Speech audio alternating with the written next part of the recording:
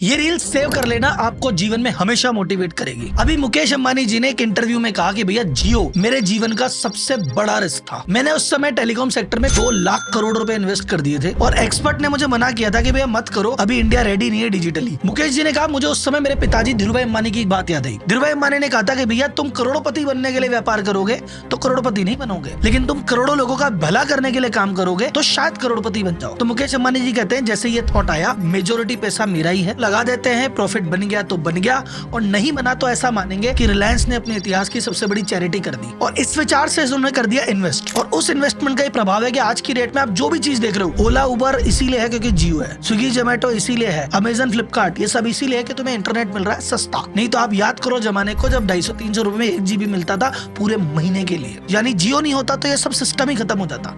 जियो के आने के बाद मात्र 2 साल में भारत देश विश्व का सबसे ज्यादा डेटा कंज्यूम करने वाला देश बन गया। तो जो उन्होंने विजन लिया, इसका इंपैक्ट ये हुआ कि देश का भी ग्रोथ हुई, प्लस ये आज की रेट में इनका सबसे बड़ा प्रॉफिट ड्राइवर है। तो इस रील को उसके साथ शेयर करो जिसको आप चाहते हो कि वो भी जीवन में एक दिन सक्सेसफुल बने। रील अच्छी लगी तो लाइक शेयर तो कर ही देना। और बिजनेस फाइनेंस में इंटरेस्ट है तो भाई के कुछ कोर्स हैं, उस पर नजर मार लें, लिंक अबाउट में आपको मिल जाएगा।